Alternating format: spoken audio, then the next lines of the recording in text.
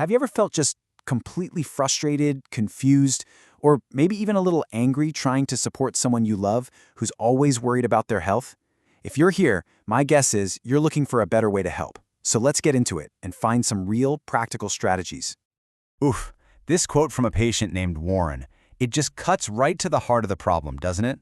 It perfectly captures that frustrating disconnect that can happen between someone struggling with health anxiety and the people who are just trying to help. And hey, let's be honest with ourselves for a second. If you're in this boat, you've probably felt this exact way. You've sat through the doctor's appointments, you've heard them say everything's fine, and yet the worry just doesn't stop. It is exhausting, and it's totally understandable to feel like you're at your wit's end. And that right there is the million-dollar question we're tackling. We're going to shift our focus a bit here. We're not trying to solve some kind of medical mystery. Instead, we're going to try and understand the anxiety itself and, more importantly, figure out what your role is in helping to break that cycle. To really help someone, we first need to get on their level. And that starts with understanding the massive difference between what a lab result says and what your loved one is actually, truly feeling. Okay, this slide is super important. It breaks down the difference between signs and symptoms. Signs are the things a doctor can actually see or measure. A rash, a high temperature, swelling. But symptoms? That's a whole different story. Symptoms are what the person feels inside. The pain, the dizziness, the nausea. So when a doctor says there are no signs of an illness, it doesn't mean the symptoms aren't real. They are 100% real to the person feeling them. Okay, so you get it. Their feelings are real, so your first instinct is to reassure them, right? You say, don't worry, remember what the doctor said, you're fine. But what if I told you that very act of reassuring them is actually part of the problem? Let's talk about how this well-meaning help can backfire.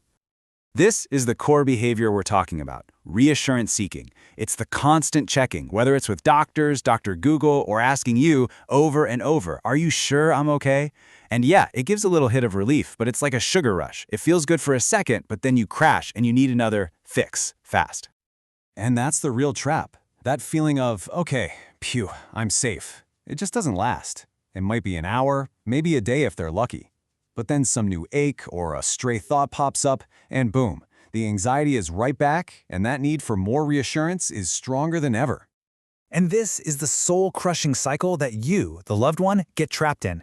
It starts with them asking for reassurance. You give it.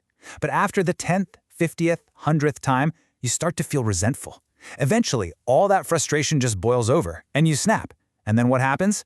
The guilt hits you like a ton of bricks. You feel awful for getting angry. So you apologize, and the whole thing starts all over again. Sound familiar? Just seeing that cycle is a huge first step. The next is figuring out your specific part in it. See, most friends and family with the best intentions fall into one of two common patterns. So, as we walk through these next two slides, just ask yourself honestly, which one of these sounds a little too much like me? And listen, there is zero judgment here. The goal is just to see the pattern so we can start to change it. So first, we have the stressed out loved one. This is the person who's just fed up. Your frustration is right there on the surface. You might try to make the worrying stop by nagging, getting angry, or even just avoiding them. If this is you, you're living in that resentment, anger, guilt cycle we just talked about. On the flip side, we have the over-involved loved one.